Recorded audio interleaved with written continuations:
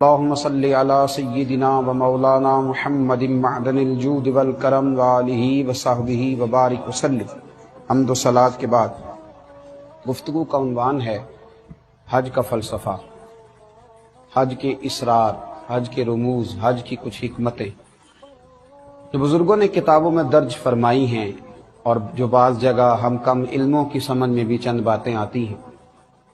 قرآن حکیم نے ارشاد فرمایا ہے کہ وَلِلَّهِ عَلَى النَّاسِ حِجُّ الْبَيْتِ مَنِ اسْتَطَاعَ إِلَيْهِ سَبِيلًا، فرمایا اللہ کے لیے لوگوں پر اس گھر کا حج کرنا ہے جو اس تک پہنچنے کی طاقت رکھتا ہے۔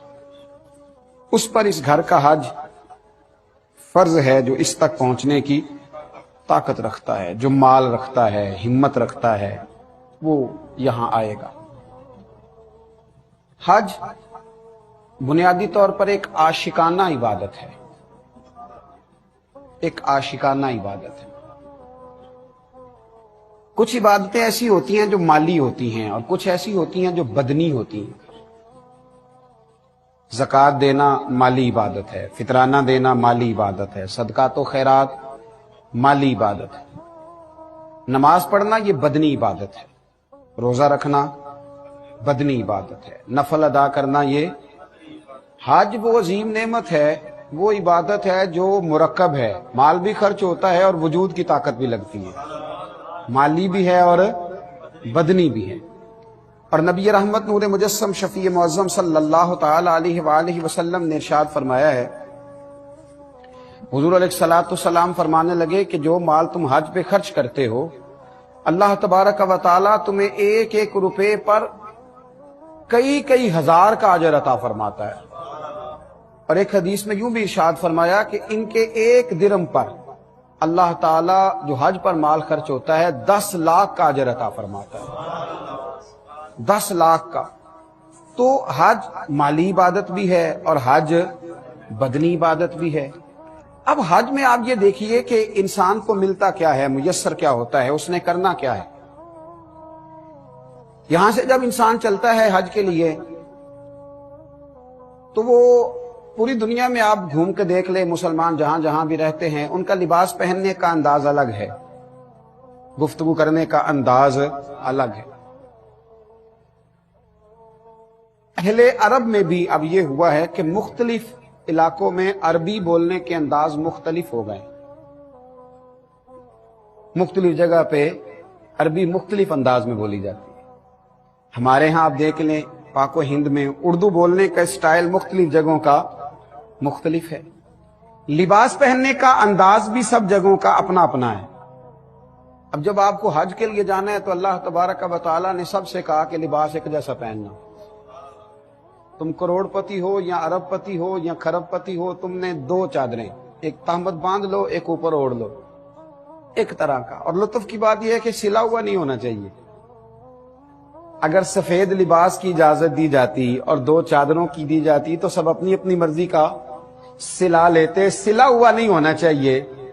ایک کی تہمت باندھ لو، ایک اوڑھ لو، اپنے اپنے لباس چھوڑو، ایک لباس میں آ جاؤ۔ اور اب تم نے اپنی اپنی بولی نہیں بولنی بلکہ کہنا کیا ہے، لبیک اللہم لبیک لبیک لا شریک لک لبیک ان الحمد والنعمت لک والملک لا شریک لک لبیک، یہ تم نے کہنا ہے، اپنی اپنی بولی نہیں بولنی، ایک لباس، ایک انداز گفتگو۔ عربی بولنی ہے تو اس میں وظیفہ بھی ایک ہے سب کا، لبیک اللہم لبیک، ایک وظیفہ، ایک انداز، اس ایک ترتیب کے ساتھ تم کو آگے بڑھنا ہے اور اسی ایک مرتب ترتیب کے ساتھ تمہیں اللہ تبارک و تعالیٰ کی بارگاہ عالی مرتبت میں حاضر ہونا ہے۔ کرنا کیا ہے؟ بیت اللہ شریف جانا ہے، فرمایا ہاں وہاں بھی جانا ہے، لیکن اس کے بعد نہ کھلے میدان ہے، کھلے میدان جاؤ، جا کے مینا میں خیمہ لگا لو، ایک لباس، ایک بولی۔ اب سمجھ آئی، ایک ہی صف میں کھڑے ہو گئے محمود و عیال، نہ کوئی بندہ رہا نہ کوئی بندہ نوا۔ اب سمجھ آئی اپنی ملت پر قیاس اقوام مغرب سے نہ کر، خاص ہے ترکیب میں قوم رسول ہاشمی۔ اب سمجھ آئی معاملہ کیا ہے، ایک کر دیا سب، بندہ و صاحب و محتاج و غنی ایک ہوئے، तेरी सरकार में पहुंचे तो सभी एक हुए। अब एक लिबास में मलबूस जाना है। इबादत अपनी मर्जी करने का नाम नहीं, इबादत अल्लाह की मर्जी करने का नाम, हुजूर अलैहिस्सलाम की मर्जी पर चलने का नाम। बैतुल्लाह शरीफ का तवाफ किया तो कहा जाओ जाके खैमों में बैठ जाओ, मिना के खैमों में। करना क्या है? कुछ भी नहीं, नमाजें पढ़नी है जो रूटीन से पढ़ते हो। बस तुम्हें एक खैमे में रहना है। या अल्लाह, हमने तो अपना घर छोड़ दिया, मकान छोड़ दिया, और अगर थोड़ा सा आप यहाँ रुक के गौर करें तो 2 चादरें उसी तरह ओढ़ी हैं जिस तरह कफन ओढ़ा जाता है। बाल बच्चे यही रह गए, बैंक बैलेंस यही रह गए। और कहता भला क्या है? कहता यह कि लब्बैक, अल्लाह मैं हाजिर हो गया हूं, अल्लाह मैं हाजिर हो गया हूं। वही जिस तरह इसने जाना नहीं सब कुछ छोड़ के, कफन में अपना मुंह लपेट के, उसी अंदर अल्लाह आ गया हूं ना, मैं हाजिर हो गया हूं, मैं अल्लाह मैं हाजिर हूं, हाजिर हो गया। जाओ जाके मिना के खैमों में बैठो। खैमे में बैठे रहे। फिर फरमाया अब 9 ज़िलहज आई है तो जाओ जाके अराफात में बैठो। नमाजें पढ़ी जा रही हैं। मैदान अराफात में मगरिब की अजान हुई, समझिएगा बात को, मगरिब की अजान हुई तो हुक्म यह है कि तुमने वहां नमाज नहीं पढ़नी, अजान सुन ली। आम दिनों में हुक्म यह है कि मगरिब का वक्त हो जाए तो उसको जल्दी अदा कर लो। अब यहां बतलाया गया कि नमाज यहां नहीं पढ़नी, मुजदलिफा में जाके पढ़नी है। वहां जाते जाते शाह का वक्त हो जाता है। अब इस तरह करो, 2 नमाजें इकट्ठी पढ़ो, 2 नमाजें इकट्ठी पढ़ो। वहां तुम खेमे में थे, मिना में अराफात में भी खेमा मुयस्सर आया था। अब मुजदलिफा में तुमने रात रहना है पर बगैर खेमे के रहना है। अल्लाह क्यों? फरमाया मेरी हिकमतें, मेरा तुम्हारे साथ प्यार है। मैंने बड़े बड़े रईसों को, वजीरों को, मालदारों को, बड़े बड़े नामवर लोगों को रोड़ों पे लेटे हुए देखा है। इतने इतने मोटे रोड़े हैं, नीचे पत्थर पड़े हैं, सोए हुए हैं। बंदाओ साहिबो मोहताजो गनी एक हुए, बस तेरी सरकार में पहुंचे तो सभी एक हुए, लेटे हुए। अल्लाह करीम ने हज के अंदर जो इसरार रखे, जो हिकमतें रखी, वहां लेटे हैं, सब आराम कर रहे हैं।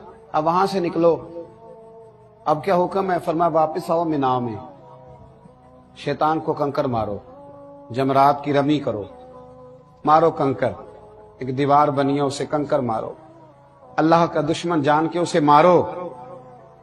अब तुम उसे मार करके निकले तो अब कुर्बानी दो, अब कुर्बानी करो। हाजी ने कुर्बानी की, जो तमत्तो हज वाला था उसने कुर्बानी करी। अब फरमाया इस तरह करो, ये मेरे दिए हुए बाल हैं, तुम्हारे सर पे ने मुंडवा दो। मुंडवा दिए। मालिक अब क्या करें? फरमाया अब जाओ जाके बैतुल्लाह का फिर से तवाफ करो। अल्लाह ये सारा क्या है? फरमाया मेरी तुमसे मोहब्बत है, तुम्हारी मुझसे मोहब्बत है। हजरत उमर फारूक रदी अल्लाह ताला अन्हु ना हजर अस्वद को चूमने लगे तो फरमाने लगे तू पत्थर है, तो क्या नफा नुकसान देगा, मैं तुझे कभी ना चूमता। हाय, हजरत उमर के लफ्ज देखिए। फरमाया मैं तुम्हें कभी ना चूमता, तू पत्थर है, पर मैं तुझे बार बार चूमूंगा इसलिए कि तुझे मदीने वाले रसूल ने चूमा है। मैं चूमूंगा, बार बार चूमूंगा। ये इश्क है, ये ज़ौक है, ये दर्द है, ये कैफ है, ये अल्लाह वालों की निशानियां हैं। ये हज का फलसफा समझिए। अच्छा भला सियाना आदमी है, वो चलता है तो बड़े वकार के साथ चलता है, वो धीमे धीमे कदम उठाता है, वो उसका अंदाज बड़ा पुरवकार है चलने का तरीका। लेकिन जब वो सफा मरवा करता है ना, कर क्या रहा है? 2 पहाड़ियों के दरमियान चक्कर लगा रहा है। और एक मकाम ऐसा आता है कि उसे वहां भागना है। क्यों भागना? इसलिए कि जनाबे हाजरा भागी थी। जनाबे हाजरा, या अल्लाह, वो तो पानी के लिए भागी थी। तो यहां तो हाजी की बगल में पानी की बोतल मौजूद है, गले से लटकाए हुए है, सामने कूलर लगे हुए हैं। अल्लाह क्यों भागे? फरमाया बस उसका भागना पसंद ही बड़ा आया। तो मेरे हुक्म पर अपने बेटे के लिए भागती थी तो पसंद ही बड़ा आया है। बड़ा बड़ा बावकार आलिम फाजिल शेख भागता है, ये क्या हो रहा है? ये बंदा अपने रब से मोहब्बत कर रहा है, ये उसके हुक्म पे दौड़ रहा है। वो तो इल्लत थी, वहां तो वजह थी, वहां तो मसला था, लेकिन ये दौड़े जा रहा है। क्यों? एक हिकमत है, एक दलील है, एक वजह है। हज के मौका पर जितने काम हैं اگر انسان اپنی عقل کا زور لگائے گا نا کہ میں سمجھوں یہاں حکمت کیا ہے، یہاں حکمت کیا ہے، تو یہ تو نادان رہ جائے گا، عقل تو ٹھوکریں کھائے گی۔ بہتر یہ ہے کہ عقل کو سمیٹے اور اکٹھی کر کے رسول اللہ کے قدموں میں رکھ دے، نبی کریم کا غلام کر دے، عقل کو حضور کا غلام کر دے، اور ذوق سے، شوق سے، تڑپ سے، درد سے آگے بڑھے، بیت اللہ شریف کا طواف کرے۔ یہ سارے اللہ سے محبت کی باتیں ہیں، یہ اس سے پیار کی دلیلیں ہیں، یہ عشق الہی ہے جو انسان کے سینہ میں موجزن ہوتا ہے، جو اس کو سنوارتا ہے، جو اس کو نوازتا ہے، جو اس کو عطا کرتا ہے۔ دیکھیے گا حضرت ابن عمر رضی اللہ تعالیٰ عنہ فرماتے ہیں، میں نبی کریم علیہ السلام کی مسجد میں بیٹھا تھا، ایک انصاری اور ایک ثقفی حضور کی خدمت میں حاضر ہوئے، اور سلام عرض کرنے کے بعد دونوں بیٹھ گئے، تو حضور نے فرمایا جو پوچھنا ہے پوچھو۔ تو ابن عمر فرماتے ہیں وہ دونوں خاموش ہی تھے، تو حضور فرمانے لگے میں نہ بتاؤ تم کیا پوچھنے آئے تھے؟ خیال آیا مسلمان نیک و بد پہچان جاتے ہیں، اور محمد آدمی کے دل کی باتیں جان جاتے ہیں۔ فرمایا میں نہ بتاؤں تم کیا پوچھنے آئے تھے، بتاؤں میں؟ اور اس کی حضور کمال ہو جائے اگر آپ بتا دیں۔ تو نبی پاک صلی اللہ علیہ وسلم نے فرمایا تم یہ پوچھنے آئے تھے نا کہ ہم اپنے گھر سے جب کعبہ معظمہ کے ارادے سے نکلیں تو وہ کیسا ہے، اس میں ثواب کتنا ہے، پھر طواف کریں تو ثواب کتنا ہے، اور پھر شام تک عرفات میں ٹھہریں تو ثواب کتنا ہے؟ حضور فرمانے لگے تم یہی پوچھنے آئے تھے نا کہ پھر ہم جب جمرات کی رمی کریں، گویا شیطان کو کنکر ماریں تو ثواب کتنا ہے، اور پھر تم یہی پوچھنے آئے تھے نا کہ جب ہم طواف کریں تو اس کا ثواب کتنا ہے۔ طواف جس کو آپ رکن اعظم ہے جو حج کا، طواف افاضہ بھی جس کو کہا جاتا ہے، وہ ہم کریں تو اس کا ثواب کتنا ہے، طواف زیارت بھی جس کو کہا جاتا ہے۔ یہ ساری باتیں پوچھنے آئے تھے۔ کہتے ہیں انہوں نے عرض کی اس ذات کی قسم جس نے آپ کو حق کے ساتھ مبعوث کیا ہے، بالکل ہم یہی سوال کرنے آئے تھے، اور کوئی غیب تم سے نہاں ہو بھلا جب خدا ہی نہ چھپا رہا، تم پر کروڑوں درود۔ تو نبی کریم صلی اللہ تعالی علیہ وسلم نے پھر بیان فرمایا، حضور فرمانے گئے لو بھئی سنو بات، لو بھئی، کس نے کہا؟ حضور علیہ السلام نے فرمایا لو بھئی سنو، پھر بات سنو۔ حضور صلی اللہ تعالی علیہ وسلم ارشاد فرمانے لگے جب تم بیت اللہ شریف کا ارادہ لے کر گھر سے نکلتے ہو اور تمہاری ناکا، تمہاری اونٹنی جو پاؤں زمین پہ رکھتی ہے، تمہاری سواری جو پیر زمین پہ رکھتی ہے، تو ایک قدم کے عوض اللہ تمہارا ایک گناہ معاف کرتا ہے، ایک نیکی دیتا ہے، اور ایک درجہ تمہارا بلند کرتا ہے۔ اب نیکیاں کم نہیں ہو گئی، جہاز پہ بھی جو جاتے ہیں ان کو بھی اونٹنی کے قدموں کے برابر ثواب ملے گا۔ فلسفہ حضور نے بیان فرمایا۔ پھر میرے رسول کریم صلی اللہ تعالی علیہ وسلم ارشاد فرمانے لگے تمہارا طواف کے بعد 2 رکعت نماز پڑھنا ایسا ہے جیسا تم نے کسی نبی کی اولاد میں سے کسی غلام کو آزاد کیا۔ اور پھر نبی کریم علیہ السلام فرمانے لگے صفا مروہ کی سعی اس طرح ہے جس طرح تم نے 70 غلام آزاد کر دیے۔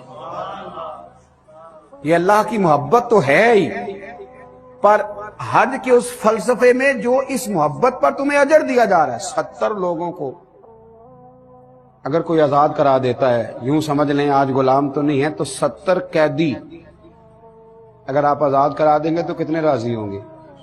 اللہ کتنا راضی ہوگا؟ اگر 70 بے گناہ قیدی، تو فرمایا تم اگر صفا مروہ کی صحیح کرو گے تو اللہ تبارک و تعالی تمہیں 70 غلام آزاد کرنے کا ثواب عطا فرمائے گا۔ اور پھر نبی پاک علیہ السلام نے فرمایا جب تم شام تک عرفات میں وقوف کرتے ہو، کمال ہو گئی، اللہ اکبر، حد ہو گئی۔ فرمایا جب تم شام تک وقوف عرفات کرتے ہو تو اللہ تعالیٰ آسمان دنیا کی طرف نزول اجلال فرماتا ہے، اور تم پر فرشتوں کے سامنے اللہ فخر فرماتا ہے۔ اور دیکھو میرے بندے آئے، اللہ فخر فرماتا ہے، خدا خود امیر مجلس میں اللہ فخر فرماتا ہے، فرشتوں کے سامنے اللہ فخر فرماتا ہے۔ اللہ اکبر، فرشتوں دیکھو میرے بندے میرے پاس غبار آلود بالوں کے ساتھ دور دراز کے رستوں سے چل کے آئے ہیں، یہ میری جنت کی امیدوار ہیں، اور فرمایا اگر تمہارے گناہ، اے حاجیو، اگر تمہارے گناہ ریت کے ذروں، بارش کے قطروں یا سمندر کی جھاگ کے برابر بھی ہوں گے تو ضرور میں بخش دوں گا، سارے گناہ تمہارے معاف کر دیے جائیں گے، اور اے بندو لوٹ جاؤ، تمہیں بخش دیے گئے ہو۔ اور پھر نبی کریم صلی اللہ تعالی علیہ وسلم نے فرمایا جب تم جمرات کی رمی کرتے ہو، جب تم شیطان کو کنکر مارتے ہو، تو ہر کنکری جسے تم پھینکتے ہو اس کے عوض اللہ تبارک و تعالی تمہارا ایک بڑا گناہ مٹا دیتا ہے۔ اور فرمایا تمہارا قربانی کرنا تمہارے پروردگار کے پاس تمہارے لیے ذخیرہ ہے، وہ خزانہ بن گیا وہاں تمہارے۔ اللہ اکبر۔ اور فرمایا جب تم اپنے سر کا حلق کرواتے ہو، اسے منڈوا دیتے ہو، تو ہر بال جسے تم نے کاٹا ہے اس کے بدلے تمہارے لیے ایک نیکی لکھی جاتی ہے، اور ہر بال کے عوض تمہاری ایک خطا بخش دی جاتی ہے۔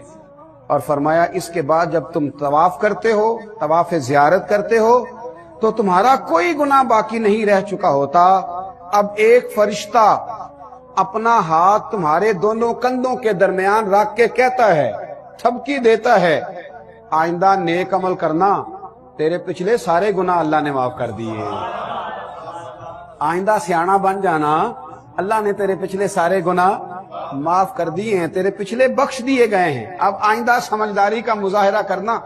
حج ایک ایسی عاشقانہ عبادت ہے، ایک ایسی زبردست عبادت ہے۔ دیکھیے وہاں چلنا پڑتا ہے، وہاں سفر کرنا پڑتا ہے، لیکن ہم نے ایسے کمزور لوگ دیکھے جو بیساکھیوں کے سہارے چلتے ہیں اور اس کے باوجود پہنچے ہوئے ہیں۔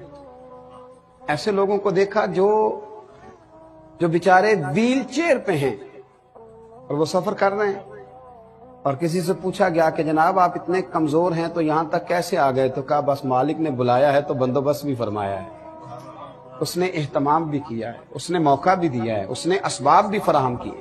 میرے محبوب کریم سید عالم صلی اللہ تعالی علیہ وسلم کے غلاموں، وہاں کا جو انداز ہے، حج بیت اللہ شریف کا جو انداز ہے، وہاں کے جو موقع ہیں، وہاں کی جو عطائیں ہیں، وہاں کا جو کرم ہے، اس کو ذرا غور سے سماعت فرمائیں کہ حج کے موقع پر انسان پہنچتا ہے، اس نے بہت سارا پیسہ خرچ کیا ہے، وہ تھک گیا ہے، لیکن جب وہ حج سے فارغ ہوتا ہے نا تو اس کے من میں جو خوشی ہوتی ہے اس کا کوئی اندازہ نہیں کر سکتا، اس کی طبیعت کے اندر جو رکت ہوتی ہے، جو کیف ہوتا ہے۔ اور بڑے تھکے ہوئے لوگ 8 ذی الحج کو احرام باندھا تھا، مینا میں گئے تھے، کچھ کو 7 کو ہی باندھنا پڑ گیا تھا، اور پھر وہ مینا بھی گئے، پھر وہ مزدلفہ بھی رہے، پھر وہ عرفات میں بھی وقت گزار کے آئے، پھر شیطان کو کنکر بھی مارے، قربانی بھی ہوئی، سر کے بال بھی منڈوائے۔ اب بوڑھے بھی ہیں، بزرگ بھی ہیں، نوجوان بھی ہیں، حاجی مل کے بیٹھے ہیں۔ 10 ذی الحج کو جو کام کرنے ہوتے ہیں وہ بڑے مشکل ہوتے ہیں، اور رات کے تھکے ہوئے لوگ ہوتے ہیں۔ اب مشورہ ہونے لگا کہ طواف زیارت نہ کل کریں گے، کیونکہ 12 کی مغرب تک کیا جا سکتا ہے، کل کر لیں گے، پرسوں کر لیں گے۔ ایک نوجوان کہنے لگا میرا تو دل ہے آج ہی چلے۔ بزرگ کہنے لگے تم چلو گے تو پھر میں بھی چلوں گا۔ اب یہ ہمتیں کون دے رہا ہے؟ یہ توفیق کون دے رہا ہے؟ یہ نواز کون رہا ہے؟ یہ ذوق کون پیدا کر رہا ہے؟ کون ہے جو ان کو کھچے ہوئے بلا رہا ہے؟ اسی شام چلے گئے، بڑے تھک گئے، طواف کیا، بڑے رش میں کیا، بڑی مشکل سے کیا، صحیح کی، طواف زیارت کیا، واپس نکلے۔ اب رات کو واپس مینا بھی پہنچنا ہے۔ اب مشورہ ہوا سستا نہ لیں، تھوڑا بیٹھ نہ لیں۔ وہ صاحب جو گلی کے کونے تک بڑی مشکل سے دکان سے کچھ چیز لینے پیدل جایا کرتے تھے، وہ کہنے لگے یار کچھ بھی نہیں ہوا، چلتے ہیں۔ یہ کس نے ہمت بندھا دی؟ تو سمجھ میں آئی کہ میری طلب بھی تو تیرے کرم کا صدقہ ہے، یہ میری طلب بھی تو تیرے کرم کا صدقہ ہے۔ یہ پاؤں اٹھتے نہیں بلکہ یہ اٹھائے جاتے ہیں۔ کس ذوق سے لوگ جا رہے ہیں، کیا تڑپ ہے جو لوگوں کو لے کر کے جا رہی ہے۔ اور لوگ نا، آپ یقین کریں، حجر اسود پہ منہ رکھ کے لوگ روتے ہیں۔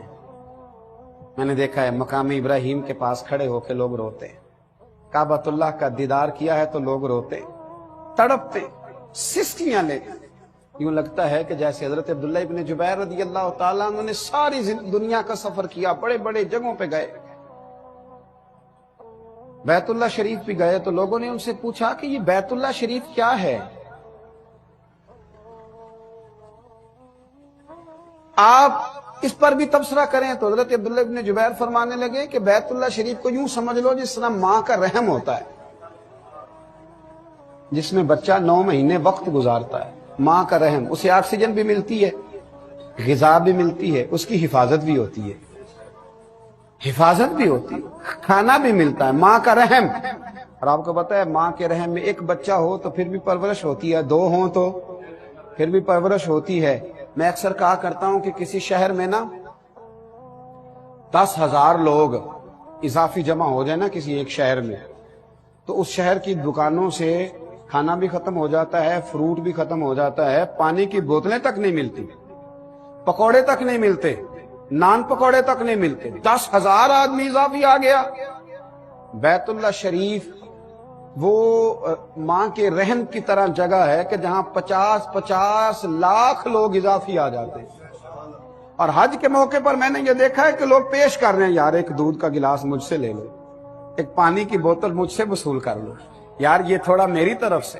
اور جتنا کھانا آیا ہے وہ بچ ہی گیا ہے، جو کچھ آیا ہے بچ ہی گیا ہے۔ پھر سمجھ آئی ہے کہ آج میزبانی کرنے والی مخلوق نہیں، آج میزبان کوئی اور ہے، آج کوئی اور ہے جو میزبان ہے، جو لٹا رہا ہے، جو عطا کر رہا ہے، جو نواز رہا ہے، جس کی رحمتیں کرم برکھا کی طرح برس رہا ہے، جو آنے والوں پہ عطائیں کر رہا ہے۔ حج اتنی ذوق والی، اتنی شوق والی، اتنی درد والی بات۔ آپ دیکھیے میں نے جیسے کہا کہ بیت اللہ کا طواف کرنا ہے، چکر لگانے بس حاجی لگا رہا ہے، حجر اسود کو چومنا ہے تو بہرحال اسے چوم رہا ہے، نفل پڑھنے ہیں تو بہرحال پڑھ رہا ہے، آب زمزم پی رہا ہے، صفا مروہ کے بیچ دوڑ رہا ہے۔ اب نا جب اس نے طواف زیارت کر لیا تو اگلے 2 دن پھر اس نے مینا میں رہنا ہے، کوئی اضافی کام نہیں کرنا 11 12 ذی الحج کو، چاہے تو 13 کو بھی رہے، اجر ملے۔ اب اس نے اگلے 2 دن 2 راتیں پھر قیام کرنا ہے مینا میں۔ کرنا کیا ہے؟ کوئی بہت بڑی اضافی عبادت ہے؟ کچھ بھی نہیں کرنا، بس ساتھ کنکر لینے اور جمرے پہ جانا ہے، جمرات پہ شیطانوں کو ساتھ کنکر مارنے۔ اس کام کے لیے 2 دن وہاں رکا ہوا ہے، اس کام کے لیے۔ لیکن اس کے حاشیہ خیال سے اعتراض نہیں اٹھتا کہ اتنا سا کام تھا تو 1 دن میں ہو جاتا۔ یہ سمجھ رہا ہے کہ اس خیمے میں میں خود نہیں بیٹھا، کسی کا بٹھایا ہوا بیٹھا ہوں، میں خود نہیں بیٹھا، میں کسی کا، یہاں مجھے کسی نے بٹھایا ہے، 2 راتیں رہا ہے، خیمے میں قیام کیا، صرف اس کو کنکر مارنے، صرف اس نے اظہار کرنا ہے کہ میں تجھے ناپسند کرتا ہوں، اس نے کنکر مارنے ہیں، کسی کا بٹھایا ہوا بیٹھا ہے۔ اور میرے نبی کریم علیہ السلام سے صحابہ نے عرض کی، یا رسول اللہ یہ کنکر مارنے کا بھی اجر؟ فرمایا یہ تو تمہیں قیامت میں پتہ چلے گا جب میزان عمل پہ تولا جائے گا، تو تمہیں وہاں پتہ چلے گا۔ وہاں کنکر مارنے ہیں، 2 دن قیام کرنا ہے، پھر اس کو واپس لوٹنا ہے، طواف وداع کرنا ہے۔ اس کو ہر عبادت میں یہ کوئی فلسفہ نہیں پوچھتا، کوئی حکمت نہیں پوچھتا، کوئی دلیل نہیں پوچھتا، بس اسے حکم ہے کہ تو آ جا تو یہ پہنچ جاتا ہے۔ حضرت علی بن موفق رضی اللہ تعالیٰ فرماتے ہیں میں نے کئی حج کیے، اللہ نے مجھے موقع دیے، ایک ایسا وقت بھی آیا کہ میں نے حج کے موقع پر اتنے لوگ دیکھے کہ میں نے زندگی میں کبھی نہیں دیکھے تھے۔ ہمارے یہاں ایک لفظ بولا جاتا ہے انسانوں کا ٹھاٹھے مارتا ہوا سمندر۔ سیاسی لوگ بھی اور بعض اللہ ماشاءاللہ مذہبی لوگ بھی یہ بیان کرتے ہیں کہ یہ ٹھاٹھے مارتا سمندر، سنا نا جملہ؟ حالانکہ وہ کئی دفعہ پوری نہر بھی نہیں ہوتی جسے ٹھاٹھے مارتا سمندر بول دیا جاتا ہے، نہر بھی نہیں ہوتی، جھیل بھی نہیں ہوتی۔ اگر کسی کو انسانوں کا سمندر دیکھنا ہو تو وہ اسے بیت اللہ شریف میں نظر آئے گا۔ جس آذان جب ہوتی ہے تو گلیوں سے لوگ یوں ہی نکلتے ہیں اور انسان برتا حیرت میں گم ہو جاتا ہے کہ اتنے لوگ سمائے کہاں تھے، یہ کہاں رکے ہوئے تھے، یہ کہاں سو رہے تھے، ان کے بستر کا انتظام کہاں تھا؟ اب یہ ساری مخلوق خدا ہے، یہ وہاں رکی ہوئی ہے، کھا رہی ہے، پی رہی ہے۔ حضرت علی بن موفق کہتے ہیں میں نے بھی، اور جس نے بڑی بڑی دنیا دیکھی ہو وہ بھی حج کے موقع پر حیران رہ جاتا ہے کہ اس طرح بھی ہوتا ہے۔ حضرت علی بن موفق کہتے ہیں میں نے ہزاروں کا مجمع دیکھا، سمجھ لیں میں نے لاکھوں لوگ دیکھے اس سال۔ تو میں نے بیت اللہ شریف کے، میں حج کی سعادت سے فارغ ہو چکا تھا، میں نے نا بیت اللہ شریف کا غلاف تھام لیا، اور میرے دل میں خیال آیا کہ اللہ اتنے بلائے ہیں، قبول کس کس کا ہوا ہے؟ قبول بھی ہوا کہ نہیں؟ اتنے بلا لیے۔ فلسفہ حج میں اس بات کو بھی ذہن میں رکھے، قبولیت کی ڈگری ہمارے پاس نہیں ہے، قبول کرنے والا مالک ہے۔ ہاں، نہ کسی کے حال پہ طنز کر، نہ کسی کے غم کا مذاق اڑا، وہ جسے چاہے جیسا نواز دے۔ یہ مزاج لطف رسول ہے، اور کوئی آیا لے کے چلا گیا، کوئی عمر بھر بھی نہ پا سکا، میرے مولا تجھ سے گلا نہیں، یہ تو اپنا اپنا نصیب ہے۔ صلی اللہ تعالی علیہ۔ تو میں اور آپ شکوہ نہیں کریں، میں اور آپ اعتراض نہیں کریں، میں اور آپ کبھی بھی اس چکر میں نہ پڑیں کہ یہ کیسے ہوا تو وہ کیسے۔ حضرت علی بن موفق کہتے ہیں میرے دل میں خیال آیا کہ یا اللہ اتنے بلائے ہیں تو قبول کس کس کا ہوا ہے؟ تو فرماتے ہیں ہاتف غیب سے ندا آئی کہ علی تو اس بحث میں نہ الجھ، میں نے یہاں بلایا ہی اس کو تھا جس کا میں نے قبول کرنا تھا، میں نے بلایا ہی اس کو تھا جس کا میں نے۔ یہاں لوگ اعتراض کر رہے ہیں، فلاں آدمی چوتھی دفعہ جا رہا ہے، فلاں پانچویں دفعہ جا رہا ہے، فلاں چھٹی دفعہ جا رہا ہے، عمرے پہ عمرے کیے جا رہے ہیں۔ بھئی یہ عبادت ہے، اللہ جس کو توفیق دے۔ بلکہ ہمارے بزرگوں نے لکھا ہے اللہ کریم کے پیارے خلیل حضرت ابراہیم علیہ السلام نے جب بیت اللہ شریف کی تعمیر فرمائی تو خیال دل میں پیدا ہوا کہ اللہ کون آئے گا، تو آپ کو پتہ ہے نا کہ حکم ملا تھا کہ آپ کعبے کی چھت پہ کھڑے ہو کے آواز دیں۔ تو بزرگوں نے لکھا ہے کہ حضرت ابراہیم نے آواز دی لوگوں بیت اللہ کا حج کرو، آؤ زیارت کے لیے، تو فرمایا رب کریم نے ان کی آواز کو روحوں تک پہنچا دیا۔ جو باپ کی پشتوں میں تھے، ماں کی رحموں میں تھے، جن کو ابھی دنیا میں آنا تھا، کہ روحوں تک آواز گئی۔ بعض مشائخ فرماتے جس نے جتنی بار لبیک کہا ہے اتنی بار وہاں حاضری دے گا۔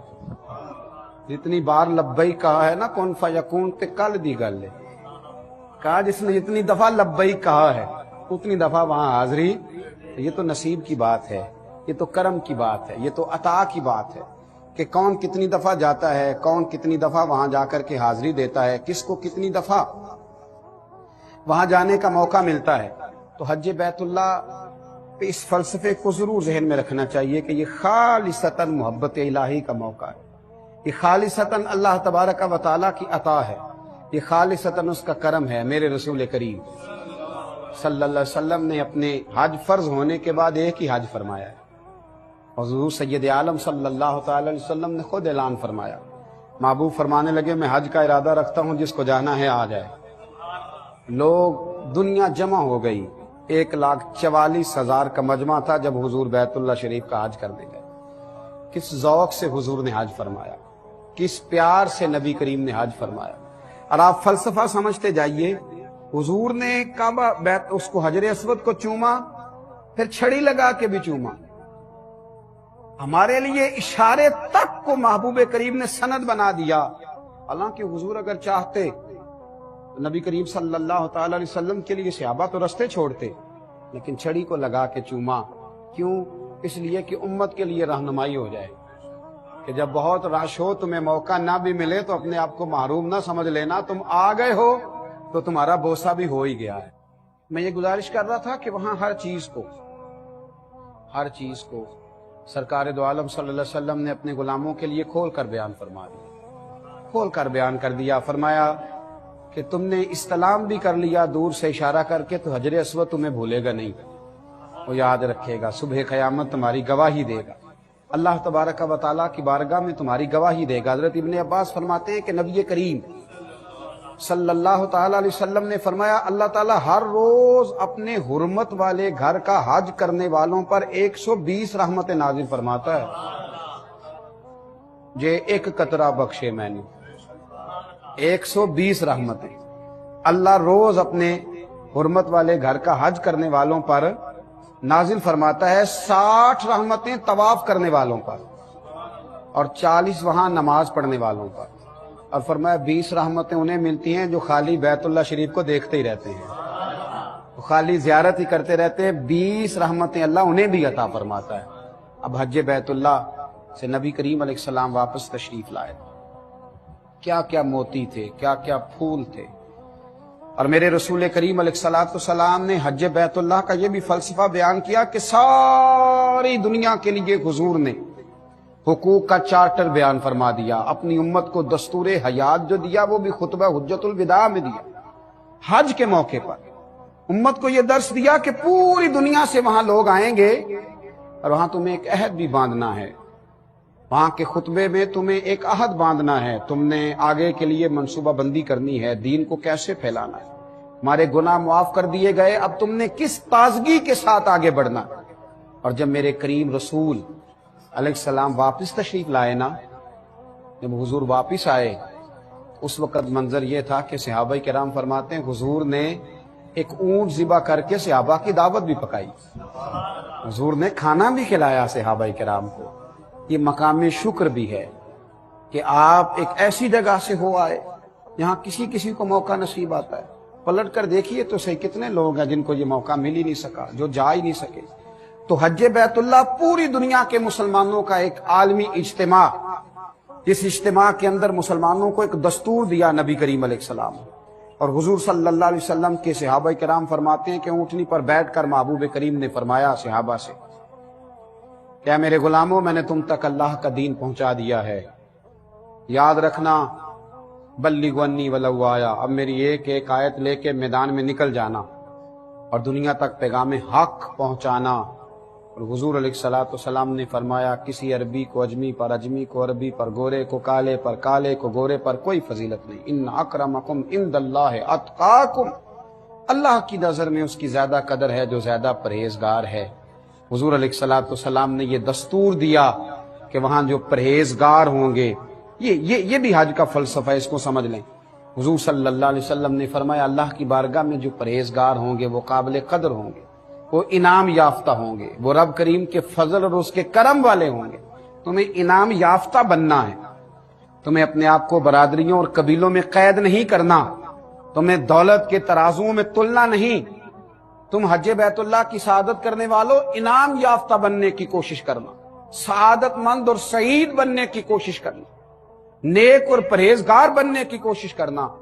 بابا بلے شاہ صاحب نے ایک شکوہ کیا ہے پنجابی زبان میں، انہوں نے کہا تھا کہ حج بھی کیتی جاندے ہو تے لہو بھی پیتی جاندے ہو، کھو کے مال یتیماں دا پیج مسیتی جاندے ہو، پھٹ دلاں دے سیندے نہیں تے ٹوپیاں سیتی جاندے ہو، نفس تے چھری پھیر دے نہیں تے دمبے کیتی جاندے ہو، فرض پلائی بیٹھے ہو، نفلاں نیتی جاندے ہو، اور دسو تے سی بلے شاہ نو ایک ہی کیتی جاندے ہو۔ میرے عزیزو یاد رکھو حج کا فلسفہ تقوی اختیار کرنا۔ قرآن مجید نے کہا کہ جب حج پہ جاؤ تو زاد راہ لے کے جاؤ، اور پھر خود ہی کہا کہ بہترین زاد راہ تقوی ہے، بہترین زاد راہ پرہیزگاری ہے۔ آنکھوں کو سنبھال کے رکھنا، اپنی حفاظت رکھنا، اپنے دلوں کو وسوسوں سے پاک رکھنا۔ گویا تم آج لوٹ رہے ہو تو تمہارے ذمہ کوئی گناہ نہیں۔ اے عرش و فرش کے مالک ہمیں یہ سعادت بھی عطا فرما اور اس کی روح بھی نصیب فرما، اور لوٹ کے آئیں تو بدل جانے، سنور جانے اور دین کی طرف لوٹ جانے کی توفیق بھی عطا فرما۔ آخر دعوانا الحمدللہ رب العالمین۔